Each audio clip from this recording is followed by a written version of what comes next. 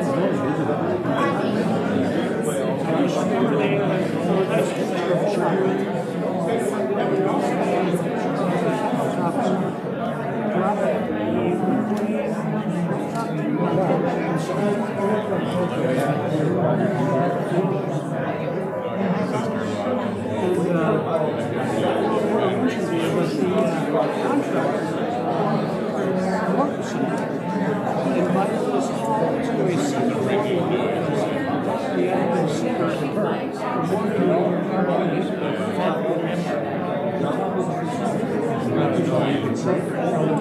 the next block. Yes. So they picked him up and they walked us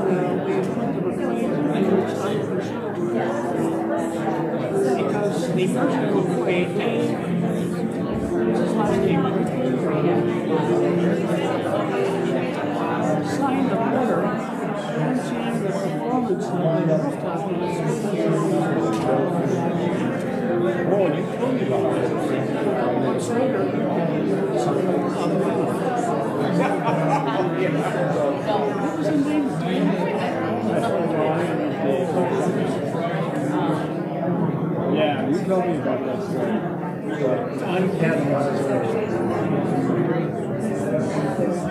You felt comfortable saying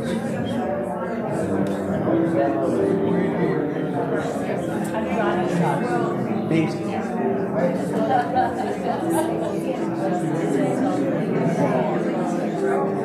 I'd have this. So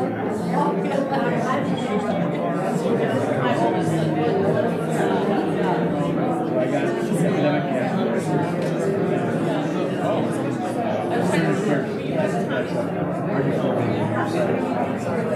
cross-check.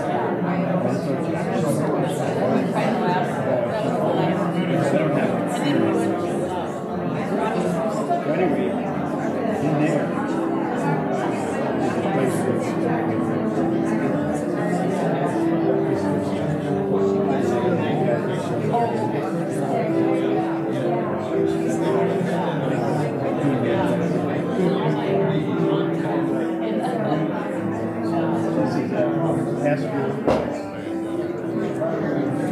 impact of pathway standards. Region 6.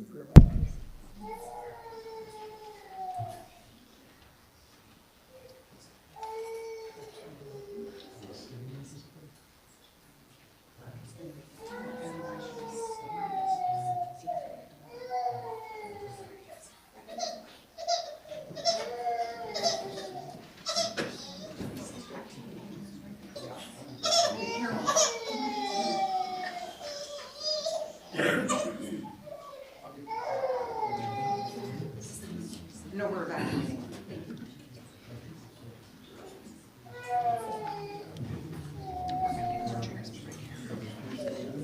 There's one more over here. Guys, there's one more over here in the corner. And there's one over here in the choir, if somebody needs one.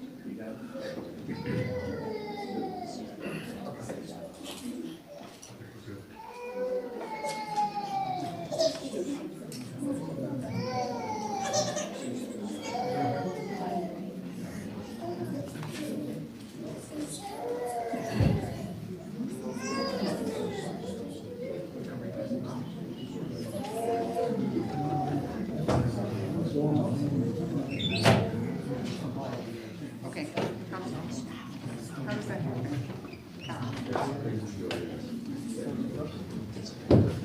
This is for you may be seated. Thank you for your patience. There is one more chair right up here in the front, and there's one chair right there. If folks would like to sit, please feel free to. It's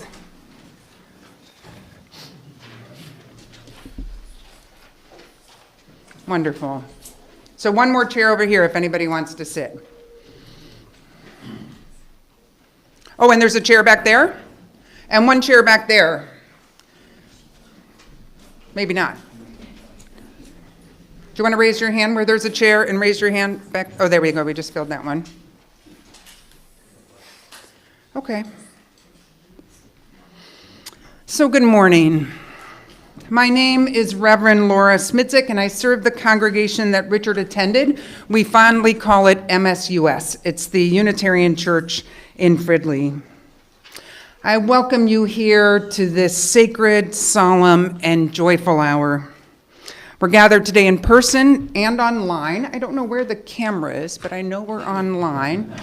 It's over there. Very good. So welcome to you who have joined us online. I received many emails from folks of people who wanted to join us to celebrate the life and to mourn the death of Richard, a beloved father, partner, grandfather, uncle, congregant, and friend. A humorous and compassionate spark in people's lives. Before we continue, I'm just going to do the cell phone reminder. Please make sure you've silenced your phone or turned it off.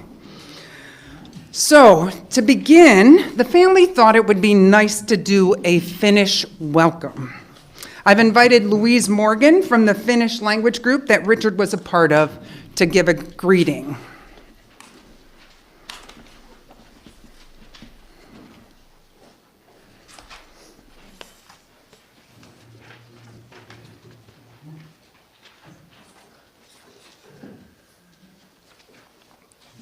Hi, I'm Louise Morgan, and I'm the president of the Finnish American Cultural Activities, of which Richard was a member almost, I'd like to say as long as I've been alive, but I'm not going to say that. But he was one of the founding members, and I'll be joined by Lisa Oila.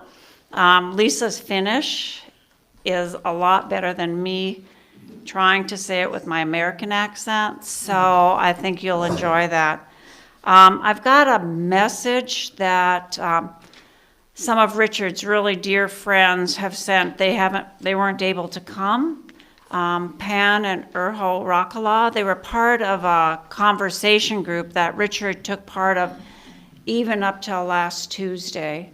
He always was there, and they've all become very, very good friends. So I'm just going to read that, and that's, Pam and I have known Richard for about a good number of years. Richard was also always interested in genealogy, the Finnish language, Finnish get-togethers, and it seemed like all things Finnish. He attended our Opportunity Finnish study hour for many, many years in person at the St. Anthony Park Library, and then later after COVID by Zoom. We normally would go around the table with question "Mitä kuuluu?" which is what is happening, and Richard always had an interesting share. I remember the time he went out east to buy and drive back home an old pickup that was like the one he used to have. It was hard for him to part with, but I believe he eventually ended up getting rid of it because it kept leaking oil.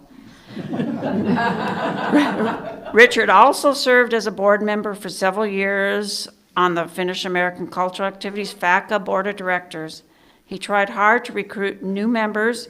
He used to attend various events with both his wife Doris, who died a number of years ago, and more recently with Carol, his very best friend. We always looked forward to reading his many jokes, funny stories he shared throughout his emails, and I think the day before he died, he shared an email with his jokes that brought smiles to everybody's face, and many times just couldn't help but laugh aloud. What a splendid way to start our days. Now I'm going to turn it over to Lisa, and she's going to say a few words in Finnish. We miss Richard's weekly lessons in Finnish. Jäämme kaipaamaan Richardia viikoittaisilla oppitunneilla. Rest in peace, our good friend. Lepää rauhassa, hyvä ystävämme.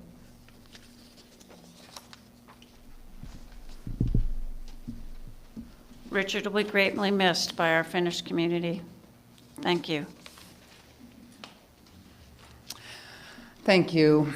In the Unitarian Universalist tradition, we light a chalice at the beginning of every service. Our chalice lighting reading today is To Carry the Light Forward by Greg Ward.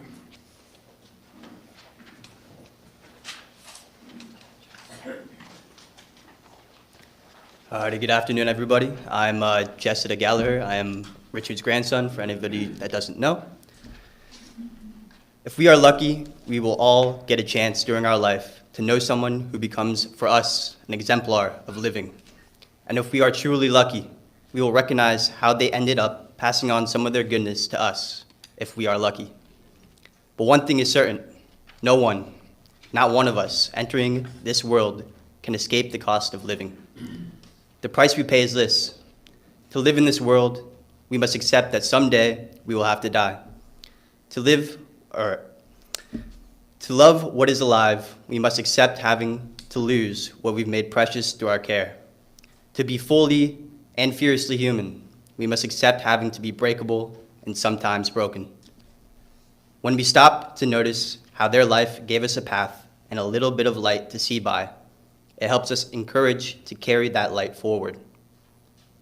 Though each of us carries forth this world a small flame, we know that the ability of that light to brighten the world depends upon the many others who learn to walk with it in their hearts.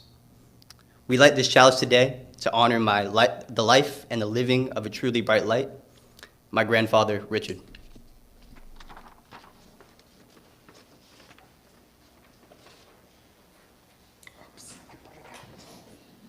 Hey, Bruce, there's matches in the bag right next to you. Nope, other side. On the floor? The best laid plans do not always happen. Thank you.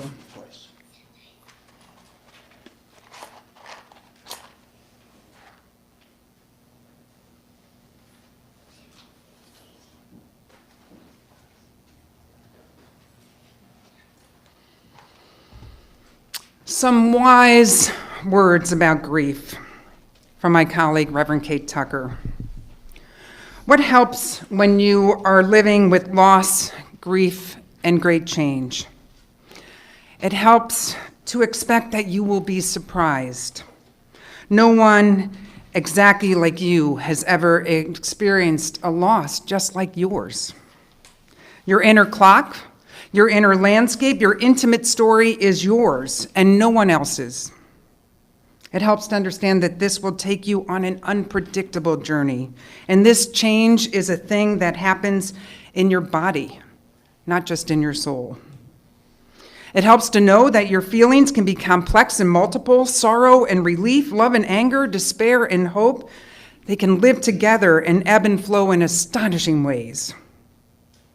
It helps when you can welcome all the feelings, to show hospitality, ask them all to tea. It helps to give words to sorrow, to tell your heart to those who know how to listen and how to love you, the ones who don't mind at all when you repeat yourself. It helps to recognize that though your loved one dies, your relationship does not. It changes, it flows, it grows, it distills, it lives. It helps to remember that beauty does not die. It helps to know that when grief comes, it comes as a teacher. It shows us what we fear, what we love, and what we hold true. It tells us, if we listen, 100 ways to honor Richard. And if we dare to be willing, it teaches us how to live our days. Please join me in a moment of silence, followed by the Lord's Prayer. Please join me in saying the Lord's Prayer as well.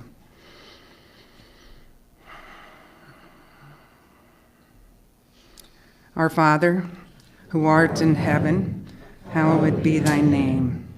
Thy kingdom come, thy will be done, on earth as it is in heaven. Give us this day our daily bread, and forgive us our trespasses, as we forgive those who trespass against us. And lead us not into temptation, but deliver us from evil. For thine is the kingdom, and the power, and the glory, forever and ever. Amen. Richard, forever thoughtful, gave me a packet of information regarding his service, and he included 2 songs that he wanted in his service. I wish I knew what importance they were to him, but he also asked that the MSUS choir sing. So we will begin with our first song.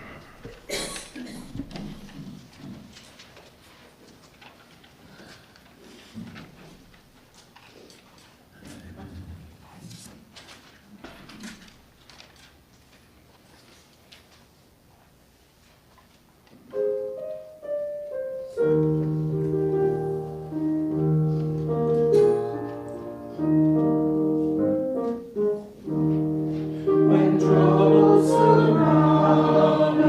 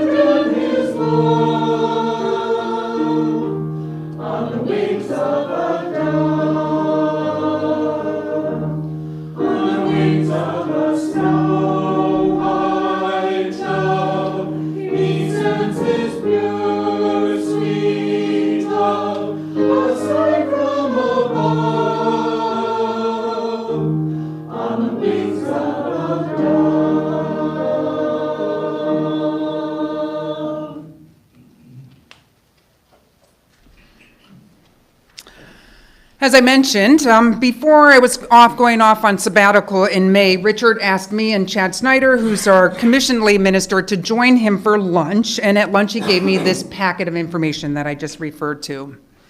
In it was the contact information for Carol and Judy and Russell and the funeral home, a sample cover for the order of service, his wishes for the service, and a copy of his biography. Since I only have a paper copy, I'm going to read his words. I've left out sections that will be spoken of later by his grandchildren and others. Oh, also in the collage of voices. So here we go. Pardon me if it's a little bit clunky when I move through different parts of this document that he wrote. Richard John Harju was born October 24th in 1935 in Hibbing, Minnesota, at the home of a midwife. His father, John Harju, had immigrated from U.S. to Finland, and his mother, Ida Harju, had grown up in Frederick, South Dakota on a grain farm. Her parents emigrated from Finland. Richard's father family lived on a small farm in Nashwauk, Minnesota, near Buck Lake. Richard attended Diamond Point School, a one-room school in first grade. When he started school, he could only speak Finnish. So after about 3 days of trying to teach Richard English, his teacher asked his parents to teach him English before sending him back to school. As his mother was born in this country, she began teaching both Richard and his father English. Richard's mother died from breast cancer during the summer between 6th and 7th grades. Being an only child, he and his father continued to live on the farm, and during his junior year in high school, his father remarried. The farm was isolated, with the nearest neighbor being 3 miles away. His father bought him a Harley-Davidson 125, a small single-cylinder motorcycle. Riding and visiting his friends like Bill Lemire, Joe Marsh, and Terry Toomey was a joy. It was sometimes chilly riding on the motorcycle, and it wasn't easy to start. As a typical country boy, he liked working with farm machinery, cars, and motorcycle and mechanics in general. His father, who had only attended 3 years of school in his life, was insistent that Richard go to college, and liking mechanics, mechanical engineering seemed appropriate. The first 2 years were spent in pre-engineering in Itasca Junior College in Coleraine, Minnesota, now Itasca Community College in Grand Rapids, Minnesota. From there, he went to the University of Minnesota in a work-study program in mechanical engineering, where he did alternate quarters, college quarters, where he spent working in industry. He interned at the Danielson's Manufacturing and Industrial Air Cleaner Manufacturer. In the work-study program, some electives were eliminated due to the reduced class hours, and he chose to eliminate advanced thermodynamics and psychometrics of air, as he wanted to be a machine designer. As fate would have it, he was not offered a job in machine design, but he did get a job designing heating, air conditioning, and plumbing for buildings. As the military draft seemed likely, Richard joined the National Guard in Hibbing in 1954, and he was transferred to Minneapolis. 6 years of marriage and 2 children later, he did not have to re-enlist, and he was not called to duty. While in college, his stepsister was hospitalized in the university hospital with a brain tumor. His stepmother stayed with various friends and relatives in Minneapolis while her daughter was hospitalized. Richard would give his stepmother rides to and from the hospital. One of the homes she stayed in was that of her son-in-law's sister. Richard's stepmother introduced her son-in-law's sister's daughter, Doris, to Richard, and they married a half year later on April 19, 1958. Son Alan was born on May 5th, 1959. Life wasn't easy for the new couple being new parents. They settled in a comfortable apartment in St. Paul, and Richard started feeling better about his position in life. He grew to like the work he was doing after he left Ellerbe Architects, and he joined TKDA Engineers and Architects in February of 1960. Richard and Doris built a home in Fridley, and they moved into it in April 1961. Just before the move, on March 26th, daughter Judy Ann was born. They thought their family was complete, but on January 18th, 1963, their son Robert Lee was born. Richard's parents never went to church, so when he was excused on Fridays for an hour of religious education at the churches in Nashwauk, he didn't participate. It was an uncomfortable situation for him, so when his children were old enough to attend church, Richard started attending with Doris in 1963. He went to church with Doris for 50 years. All the children were confirmed at St. Philip's Lutheran Church in Fridley.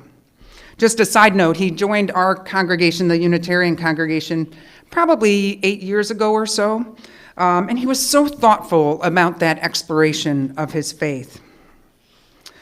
In the fall of 1964, Richard joined the Fridley JCs. He started moving up the board of directors positions and was president in 1967, 1968. I want you to know, I think every organization Richard touched, he ended up in leadership. So I'm not going to go through the whole list of them. But one thing that was interesting was that after the JCs, he got involved with the local Republican Party and was a campaign chair for the Fridley City Councilman, Walt Stalwart. He won the election in 1972, the only Republican to win that year in Anoka, a very Democratic area. During the Reagan administration, Richard concluded that Democrats better served his beliefs, so he became a Democrat. A changing man, I reckon. In 1968, he realized he'd been out of college for 10 years and he hadn't accumulated any wealth for his retirement, so he joined 3M. In 1969, and he worked in the mechanical engineering department, building heating, air conditioning, plumbing, and process systems. Hearing a rumor that money was in manufacturing, he transferred to a plant engineering in 1976, and he became the plant engineering manager at 3M Center in 1984 and retired from that position in 1995. Living in Fridley and working in St. Paul made for a long drive to work. They designed a home, and they had it built in Shoreview. Richard designed and installed a unique heating and air conditioning system himself. In 1976, the children began driving, and Richard began a long history and joy of working on their vehicles. He purchased a used pickup camper in 1977, and the family took many trips to Florida and the western states in it. Richard, at another time where he wanted to start his own business, he bought a Highway View motel in Brooklyn Park that he owned for a couple years, but he writes here that the country was slowly coming out of recession and it was apparent that the motel needed to be larger to be profitable. So after 2 years, they were able to sell it back to the original owner for the same price they had paid for it. They lost their hard-earned equity, but they moved back to Shoreview. I'm going to not go through, once again, all his leadership things. Then he moves on to some of his health. He said in July 29, 1989, Richard suffered a heart attack, which gave him a reason to make some lifestyle changes. Work was becoming very stressful, and he had a second heart problem and had a quadruple heart bypass surgery on October 13, 1994. This was his reason for deciding to retire early. After the heart attack, he started planning retirement. They moved into a condo in Silver Lake Woods in Mounds View in 1993. It was in around 2005 that Doris began having mobility difficulty issues. They still made many trips in that RV that I spoke about. Then he goes on to talk about all of his children. Those of you who know, Alan died on October 15th, 2013 of a heart attack while he was in Lancaster, Pennsylvania on a business trip.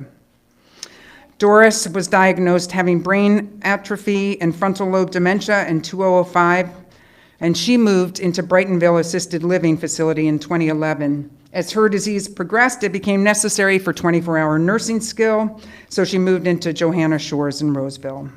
He was able to visit her all the way through, and she died on November 18, 2013, after an 8-year battle with the disease.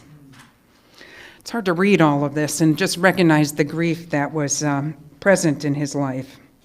Son Rob married and had a marriage that lasted about a year. He was a machinist and he lived in Golden Valley. He also, as Richard wrote, had an alcohol problem, which led to his death due to a fall in April 22, 2019.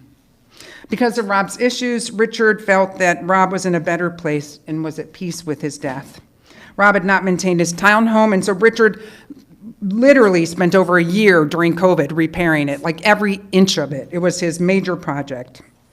Richard was in a support group for caregivers of people with memory loss, and he got to know a lady in the group who was caring for her husband who had dementia. After their spouses had died, Richard asked Carol Weaver out for lunch, and they became best friends. Daughter Judy graduated from the U of M in 1983. She moved to DC. He talked fondly about joining you and Rick when you guys took a year off and did backpacking, that he and Doris were able to come see you in Norway and Finland. He talks about you two retiring in 2022, clearly fond of everybody in his family as he wrote his biography. And then this is how he ends it. In mid-January 2022, Richard developed congestive heart failure, which causes the heart to pump less blood as it gets old and stiff. It results in a loss of stamina, shortness of breath, and he also had a heart blockage, so his health declined. Richard had much difficulty understanding what was said if there was background noise. In 2022, he realized he had symptoms of an auditory processing disorder, a mental condition like dyslexia, for which there is no care. And this caused him to limit socializing in large gatherings or lunches. But as you have heard, Richard persisted, despite both his lack of energy and all the health issues he was having in his final months, as well as his hearing issues. We will miss him. And I want to bring the voices of some folks who shared stories of Richard with us over this past week. I've invited Amy, who's a congregant at our congregation, to do a little back and forth of a collage of voices that people have sent us. Dick was a very happy man, which runs counter to the stereotype of Finlanders generally. But he could always be counted on to gather up various cartoon panels and then group them into weekly emails. They were always funny, and many required a bit of thinking to get the joke. I will miss those weekly joke mailings. Fortunately, my husband and I have been able to visit Richard several times in recent years for 2 FinFest, my climate reality training, and other occasions. But as regular phone friends, we were able to keep up with events in our lives. I admired his sense of ethics and fairness, plus his humor and affection. I will have Richard's memory and love forever in my heart. Richard generously took all the kids and grandkids to Finland years ago, about a dozen of us. He planned everything. All we had to do was show up. We had a blast. Forever the engineer with a plan, Richard had printed out Yahoo Maps with turn-by-turn driving instructions for each day, leaving the hotel in the morning, driving to several tourist activities, and ending up at the new hotel for the evening. A 3-ring binder had each day's driving instructions carefully printed out with the additional maps. It actually worked pretty well, until the last day when Richard and his son-in-law Rick went to turn in the rental van. Rick drove. They could see the rental return storefront from the hotel parking lot. However, the street was one way, so they had to go around to the block to get into it. Rick is more laissez-faire and unstructured than Richard was. Rick quickly took a few wrong turns. In several minutes, they found themselves on a direct highway to the international airport, about 30 minutes away without an exit to turn around. The entire return of the van took about 2 hours, and they walked the 100 feet from the return depot back to the hotel, where they were met by a very anxious family. Rick will always remember that ride. Richard never raised his voice or expressed more than mild alarm. But Rick is sure that Richard was absolutely beside himself because that entire week he had so carefully planned and executed went so completely out of control the last morning. He was our historian of our class, and he always kept up on the status of our classmates. How I'm going to miss his daily jokes. Rest in peace, Richard, my classmate. They don't make them like you anymore. My heart is heavy. Richard attended the Third Thursday group for people over 60 years old at my church for many years. We started with an hour of conversation and then had a potluck. Never fail, Richard brought a fresh loaf of white bread from Cub and a fresh tub of soft butter. Year after year after year. Yesterday we gathered and felt the loss of him not being around the table, and there was no bread with the meal. Richard and I went to grade school and high school together, so we have been friends for over 80 years. He was always well liked as a youngster as well as an adult. I first met Richard in the late 1950s at Ellerby Company, my first employer. One thing I'll never forget is the phone message memo that Dick put on Chuck Dahl's desk from Mr. Fox or some such thing with the phone number of Como Zoo. He left Ellerby for a job for 3M, and toward my later career, I joined him at 3M and got reacquainted with Dick. I'll miss Dick and his almost daily email humor. I was so fond of Richard. He was principled and had a growth mindset, which are two rare traits these days. In our small group at church, he talked about being in the last year or so of his life. He had time to think and prepare for his crossing, so I hope that was a comfort to him. Richard served as a board member for several years on the Finnish American Cultural Activities, FACA, Board of Directors. He tried hard to recruit new members. Richard, my cousin, and I became regular phone friends these past 10 years. When Richard's mother was dying, my mom and sister went to take care of him and his father. Richard was only 12, and I was 5 years old, but I vividly remember he and I standing in the hallway near her bedroom. We didn't talk or know what to do.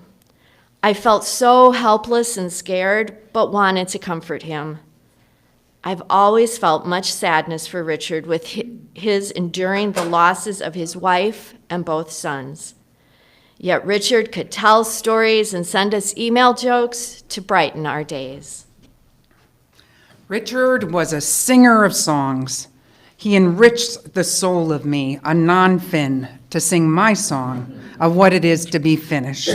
Thank you, Richard. On numerous occasions at MSUS services, I was more than happy to help Richard with showing him the hearing accessibility features on his cell phone, then re-showing him at different services because he forgot. We connected by talking about our hearing challenges, and Richard was curious about my cochlear implant. There were several times last spring that he invited me to have coffee with him at Denny's, so I could tell him more about it. He asked me a lot of questions, and I felt comfortable telling him my story. As we sat and sipped our coffee, we also spoke about the difficulties each of us faced in hearing loss and how it affected our overall well-being. There was a lot of similarity in our stories. I felt validated, and I believe he did too. He was very kind and had a caring demeanor, and I am saddened that I cannot get to know him better. Dick and I enrolled in engineering at Itasca Community College in 1953. We were both small towns, Dick from Cloverville, and I was from Deer River. This was a small college of about 250 students located on the third floor of the Greenway Colleran High School near the west end of the Mesaba Iron Range. With engineering class sizes very small, starting out at 35 students as freshmen, reducing to 10 by the time we received our 2-year Associate of Arts degree. Tuition was only $22 a quarter, providing a very reasonable start to becoming an engineer, Dick in mechanical engineering and me in civil engineering. With the very small class sizes, we became very good friends, both going on to a 5-year Bachelor of Arts degree at the University of Minnesota. We stayed in the Twin Cities, Dick with 3M and I with the State Highway Department. We continued to have a close relationship throughout our lives, inviting them to visit us at our home in Turtle Lake. My wife was also an Itasca Community College graduate and spent many hours with his wife Doris and their children. Dick and I represented the Northerners in his most frequent humorous emails. We will miss you, Uncle Richard. Thankful we got to spend many holidays together these last few years. We will miss our daily email jokes from you as well. All our love. Richard was a great neighbor in Silver Lake Woods HOA. He served on the board of directors for 25 years, and he was president for 10 of those years. During that time, he hosted most of the meetings in his home. Everyone appreciated his hospitality, engineering experience, and detailed historical records he kept. Richard will be dearly missed, but always remembered. I found Richard happy-go-lucky. He shared during services that he was worried about traveling with all of the new technology and check-in procedures. I was so pleased when he discovered and humbled himself into using assistance at the airport. It allowed him to travel more successfully, for which I was glad for him. Dick worked with my dad at the 3M company. After they both retired, they used to gather for monthly lunch meetings along with other retirees that they both knew. Are you seeing this pattern in Richard's life? Some years ago, I retired and I was invited to join the monthly gatherings. Dick was so full of sisu, is that correct? Sisu, thank you. See, we got it corrected. And if you are a Finn, you know what that means. My wife was of Finnish descent, and so Dick and I would trade suomi phrases, most of which I picked up from my wife's family, but some from a translating dictionary and phrase book. Richard attended Sunday services regularly. He often shared the joys of what was happening in his life and in the lives of other family members, as well as the sorrow of less happy news. I was always struck by a man his age being willing to be so open and vulnerable. He was a wonderful man and will be dearly missed. He treated me respectfully, and I always felt that he heard me and would take the time to talk with me, listen like I mattered. Judy, your mom did that too, acknowledged me and spoke to me as an equal. You've been very fortunate to have Doris and Richard as your parents and guides. I had asked the congregation for several things to help with the local food shelf, Seika. One of these things were holiday cards to include with our December delivery to shut-ins and those unable to get to the food shelf. This was Sunday, and I needed them by Wednesday. I got a call from Richard Tuesday evening. He had purchased 75 holiday cards online with a rushed delivery. He was concerned as 20 of them said Merry Christmas. They ended up using every single one of Richard's cards.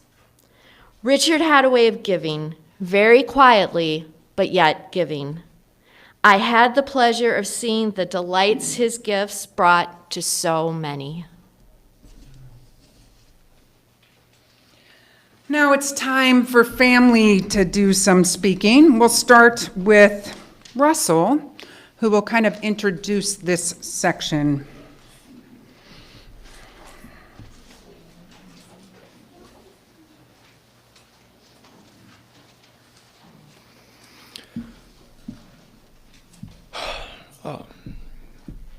Grandpa enjoyed levity, as you've gathered already, and he wrote to Reverend Laura saying he would like a light-hearted celebration with humor, as I have been a lover of jokes.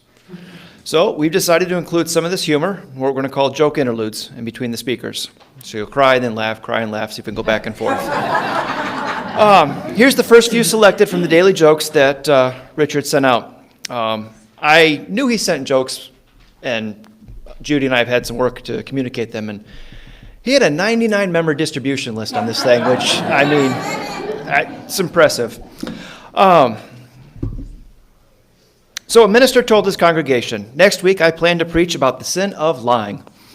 To help you understand my sermon, I want you all to read Mark 17. The following Sunday, as he prepared to deliver his sermon, the minister asked for a show of hands. He wanted to know how many had read Mark 17.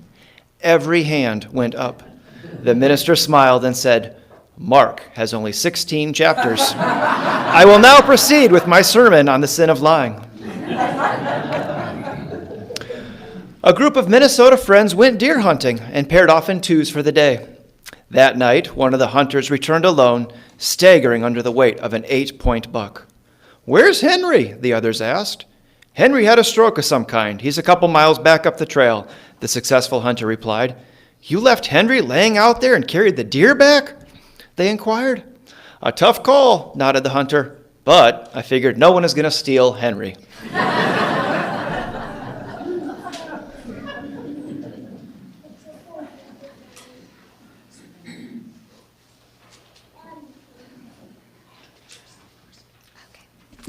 Hi, I'm Kelly, Richard's granddaughter, and I'm going to read this on behalf of his daughter, Judy.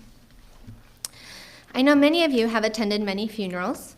I've attended too many, especially Harju funerals. My brother Alan in 2013, my mom later that year, Rob in 2019, and now Dad.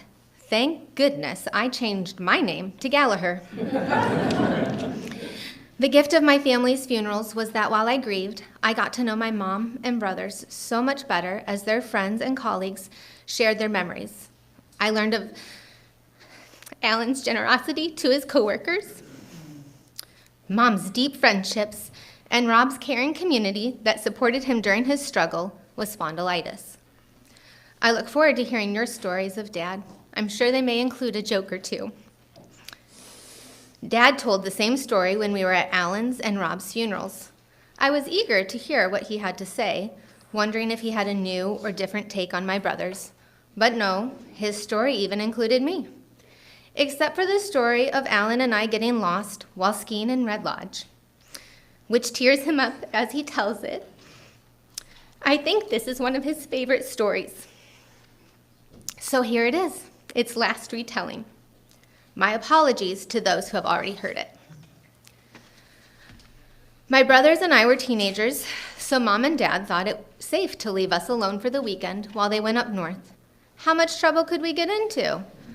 Rob and I didn't even drive yet. Al did. He took off while Rob and I ate Kraft mac and cheese and listened to Lynyrd Skynyrd real loud.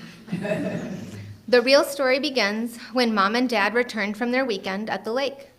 Dad noticed mud and grass slathered across the bottom of Alan's car. Not just any car, one that the two of them had labored over, tending carefully to the internal mechanics and the metallic blue exterior with a racing stripe. A Starsky and Hutch-like Gran Torino, but blue. Dad yelled at Alan. Maybe some of you know Dad had a bit of a temper. I cowered as he asked Al what happened. Apparently, Al had driven to Wisconsin where the drinking age was 18 while Minnesota's was 19. He picked up a girl and went off the road into a field while driving her home. After that explanation, Dad stormed down the hall to Rob's room. On the dresser, he saw a pack of cigarettes. Dang, after all the times he's told Rob not to smoke? Rob didn't back down, though. Told Dad he didn't want to quit. Mom and Dad unpacked and came to the kitchen for dinner. Dad's disappointment and fury permeated the air. I tried to lighten the mood. Well, Dad, I told him, this might not be the best time to tell you, but I'm pregnant and don't know who the father is. His face registered shock, and then he burst out in laughter. He knew me better than that. He knew it was a joke. I always thought this to be an odd story for Dad to tell at the funerals of my brothers. How mad he was at them, how much they rebelled against him. But now I know. Like most stories, this tale tells us more about the teller than the people in it. How much Dad appreciated a moment of levity, especially when his mood was dark. Thank you for being here. Keep smiling.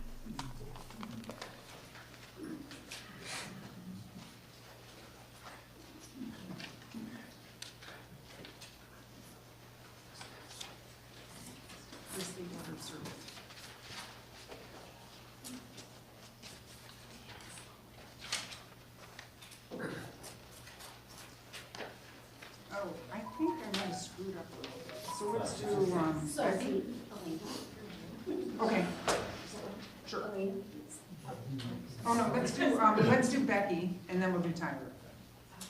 No, let's do Tyler, and then we'll do Becky. Tyler, you do your jokes. Sorry, guys. We need a joke after that story.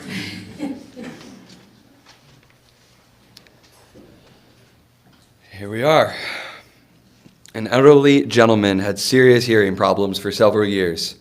He went to the doctor, and the doctor was able to have him fitted for a set of hearing aids that allowed the gentleman to hear 100%. The elderly gentleman went back in a month to the doctor, and the doctor said, "Your hearing is perfect. Your family must be really pleased." The gentleman replied, "Oh, I haven't told my family yet. I just sit around and listen to the conversations. I've changed my will 3 times."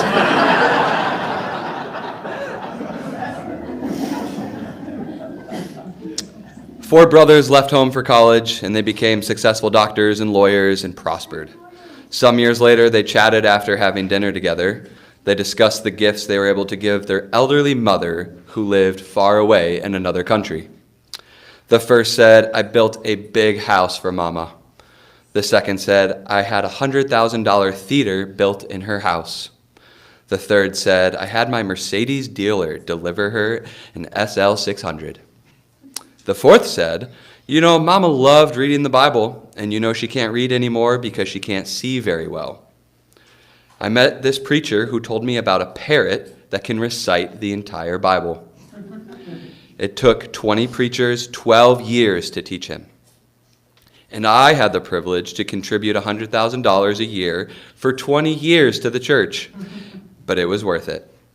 Mama just has to name the chapter and the verse, and the parrot will recite it." The brothers were impressed. After the holidays, Mama sent out her thank you notes. She wrote, "Milton, the house you built is so huge. I only live in one room, but I have to clean the whole house. Thanks anyway. Marvin, I am too old to travel. I stay at home and I have my groceries delivered, so I never use the Mercedes. The thought was good. Thanks. Michael, you gave me an expensive theater with Dolby sound. It could hold 50 people, but all my friends are dead. I've lost my hearing and I'm nearly blind. I'll never use it. Thank you for the gesture just the same. And dearest Melvin, you were the only son to have good sense to give a little thought to your gift. The chicken was delicious."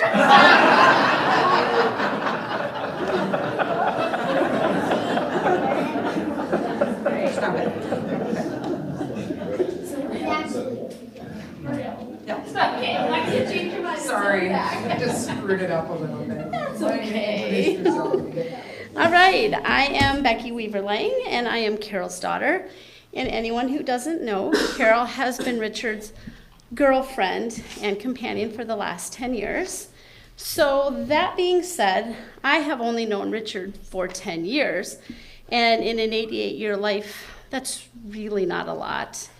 I didn't know him as a child, and I didn't know him as a student. I didn't know him as an engineer during his career. I didn't know him as a husband, a father, a grandfather. I just knew him as Richard, my friend. And I had some other things here, but most of it has already been heavily trampled over, so I'm just gonna move on. I think the one thing that has always amazed me about Richard, and the one thing that I hope I take away from my time with him, is his dedication. He puts effort into the things that matter to him. If someone or something is important, he makes the effort. He is proud of his Finnish heritage. He joined the group of Finnish folks. I'm not quite sure what your term is, but he adored you people. He spent time just being in his Finnish heritage. He even, as you heard, took his entire family to Finland to enjoy that experience together. And just last fall, Richard and my mom and his grandson Russell went up to Duluth for FinFest. Could that sound any more Minnesotan? But they did it, the Fin Fest. And you know, Richard's health wasn't great. I think most people in his position would have just skipped it. But it was important to Richard, so he took the time and he made the effort. Richard stays in touch, as we've heard. He has weekly touch points with some people. He has monthly breakfast with this group and lunch with this other group and dinner with these people. And he always finds time for people. And it's because he makes that effort. He travels every Christmas to be with his family. And when he finally accepted that driving wasn't safe, which was probably a couple years past when the rest of us thought that, he made the commitment to fly. Even though he did not want to fly, he did not want to try and navigate through the airport with his, diminished mobility and everything else. He made that commitment. It was important to him, so he was there. He made the effort. He also made it a point to be back here by January 4th, so he would be home for my mom's birthday. Because it was important to him, he made the effort. These last few months have been challenging. His body was giving up. About 2 weeks ago, I was lucky enough to be able to accompany him on a visit to the ER. I will always be grateful for those hours that I had. I was so glad when he called that I said, I will be there. I just left work and I will be there. And it was truly an honor to be able to be there with him. And I am so thankful that I made that effort. So I hope everyone can, at least once in a while, pull a Richard and make the effort. Thanks. Choir will sing Peace in the Valley, and then it will be Alana, Mary, Jasada, and Ryan.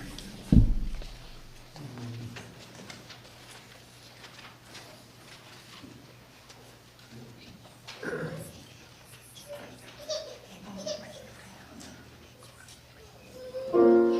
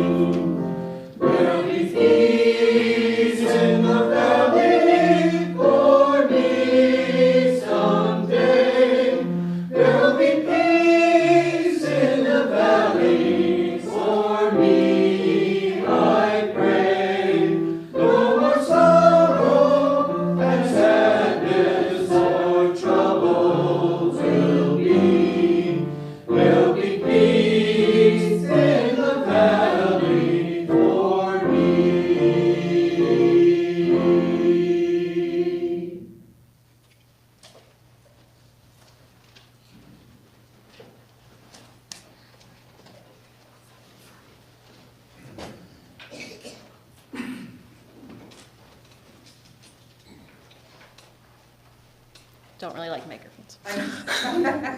They have to hear you on live stream though with it, so yeah. A man in Phoenix calls his son in New York the day before Thanksgiving and says, I hate to ruin your day, but I have to tell you that your mother and I are divorcing. 45 years of misery is enough. Pop, what are you talking about? The son screams. We can't stand the sight of each other any longer, the father says. We're sick of each other. And I'm sick of talking about this, so you call your sister in Chicago and tell her. Frantic, the son calls his sister, who explodes on the phone. No way they're getting divorced, she shouts. I'll take care of this. She calls Phoenix immediately and screams at her father. You are not getting divorced. Don't do a single thing until I get there. I'm calling my brother back, and we'll both be there tomorrow. Until then, don't do a thing. Do you hear me? She then hangs up. The old man hangs up his phone and turns to his wife. Okay, he says, they're coming for Thanksgiving, and they're paying their own way.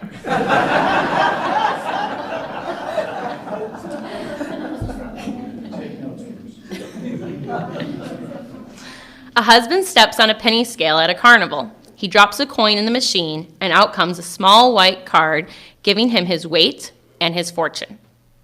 Listen to this, he says to his wife, showing her the card. It says, I'm energetic, bright, resourceful, and a great lover. Yeah, his wife nods, and it has your weight wrong, too.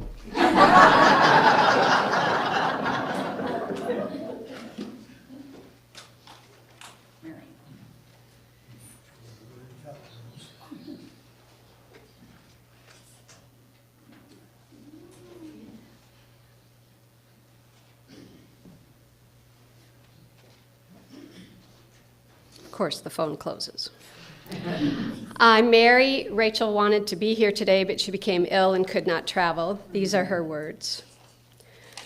What does it mean to be a Harju?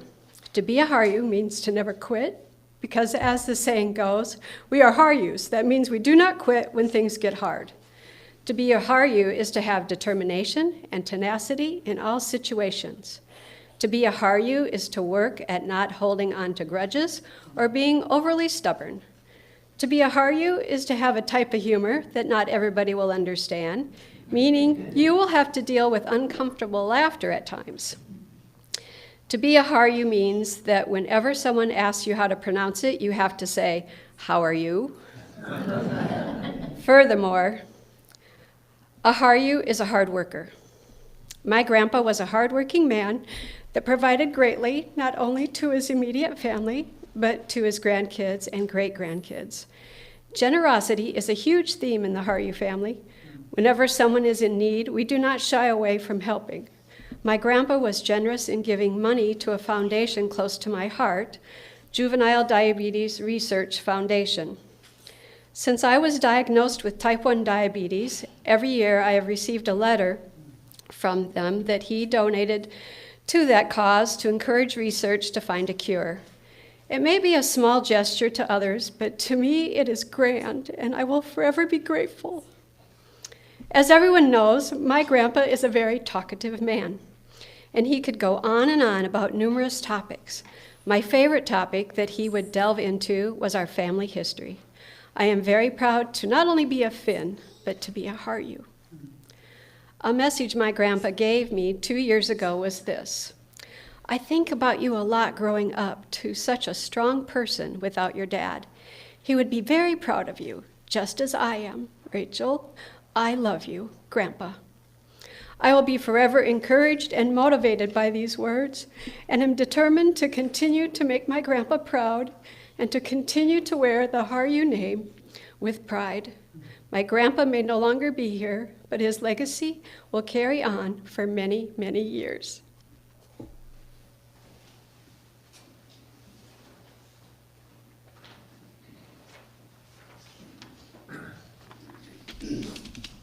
Alrighty. An elderly physician, Dr. Geezer, became very bored in retirement and decided to reopen a medical clinic. He put a sign up outside that said, Dr. Geezer's Clinic, get your treatment for $500, and if it's not cured, you'll get back $1,000. Dr. Young, who was a positive that this old geezer didn't know beans about medicine, thought this would be a great opportunity to get $1,000. So he went to Dr. Geezer's clinic. Dr. Young, Dr. Geezer, I have lost all taste in my mouth. Can you please help me? Dr. Geezer, nurse, please bring the medicine from box 22 to put 3 drops in Dr. Young's mouth. Ah, this is gasoline. Congratulations, you've been cured. That'll be $500. Dr. Young, very annoyed, goes back after a couple of days, figuring to recover his money. Dr. Young, I've lost my memory. I cannot remember anything. Dr. Geezer replies, nurse, please bring box from medicine 22, or the medicine for box 22 and put 3 drops in Dr. Young's mouth. Oh, no, you don't. That's gasoline. Dr. Geezer says, congratulations, you've got your memory back. That'll be $500. Dr. Young, now having lost $1,000, leaves angrily and comes back after several more days. Dr. Young says, my eyesight has become very weak. I can hardly see anything. Dr. Geezer replies, well, I don't have any medicine for that, so here's your $1,000 back, giving him a $10 bill. Dr. Young replies, but this is only $10. Congratulations, you got your vision back. That'll be $500. So the moral of the story, just because you're young doesn't mean that you can outsmart an old geezer. Remember, don't make old people mad. We don't like being old in the first place, so it doesn't take much to set us off.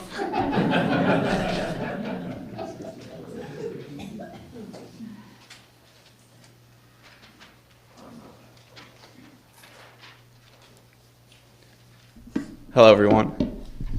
I'm Ryan, and I'm another one of Richard's grandchildren. And I just want to take some time to share 3 things about my grandpa that I will take forward with me in my life. The first is his dedication to his communities. That's something that's been brought up a lot today. We know that even though he lived in Minnesota, Grandpa was always truly a Finn. I mean, seriously, how many extended families travel across Finland together for multiple weeks, sharing 2 minivans? I once asked Grandpa why his father decided to come to the United States, and he said that his father had a really tough time growing up in Finland, and that he sure as heck wasn't going to go to Sweden.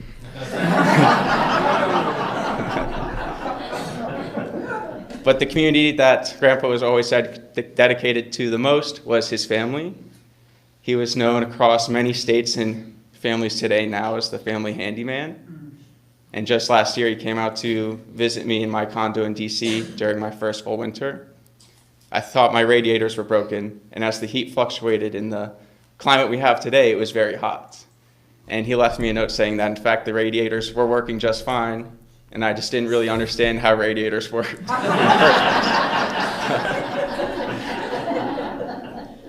Another thing Grandpa was really good at was adapting. I don't necessarily mean that change always came easy to him. Some changes came very hard, but he was always able to adapt in ways that allowed him to stay true to himself. For example, he just bought a new car. He was never afraid of buying new cars, and he always loved the car mechanics, as we talked about.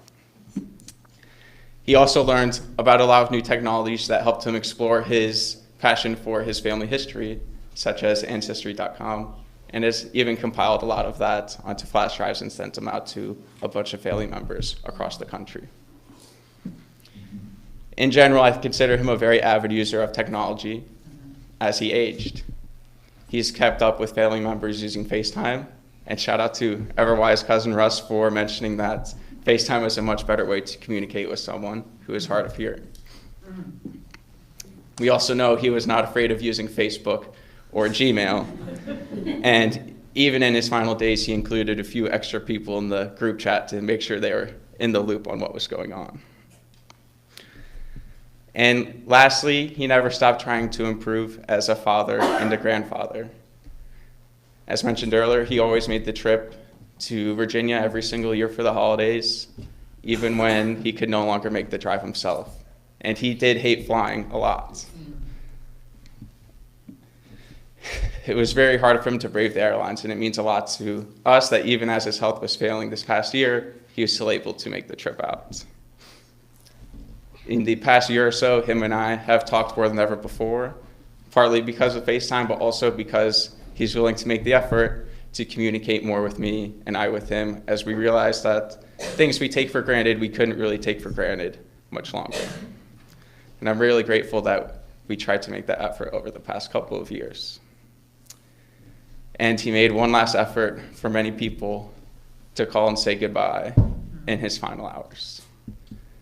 So I know that Grandpa will live on in me as I strive to build stronger communities in the future, adapt to the rapid pace of change in the world today, and be the best version of myself that I can be. Thank you.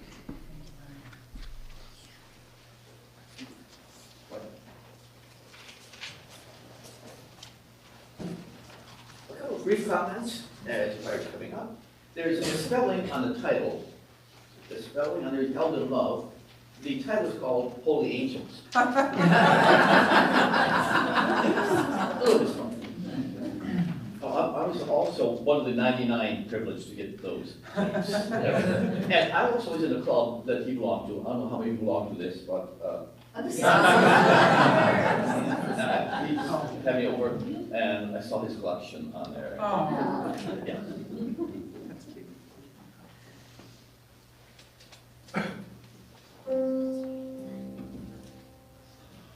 You are held by holy angels, holy angels, all around you. Hush now, sleep, child, sing the holy angels. We are holding you. You can rest. Morning will come, child. The dawn will break through the darkness. We are holding you through the light of the newborn day.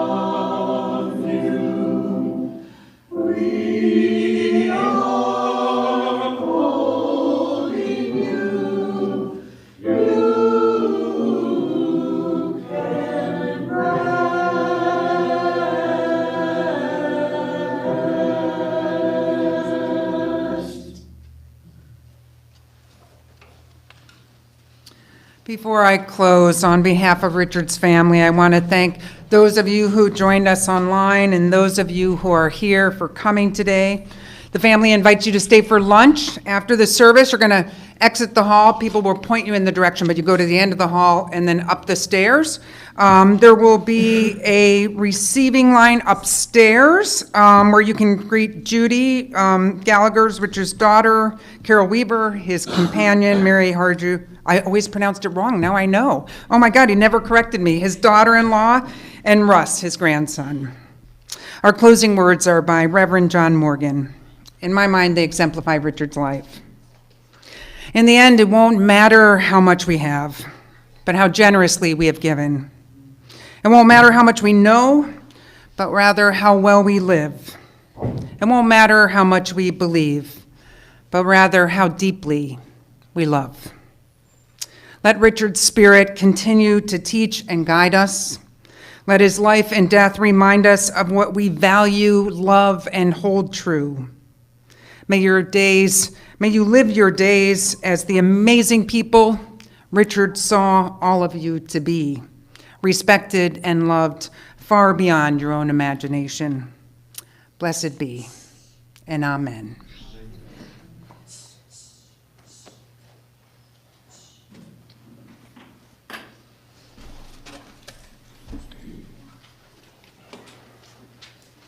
This time, if I could have the casket bearers please step out by the fireplace.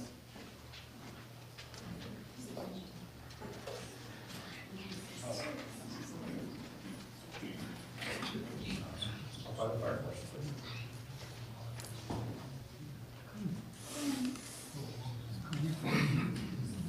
And please rise if you're able.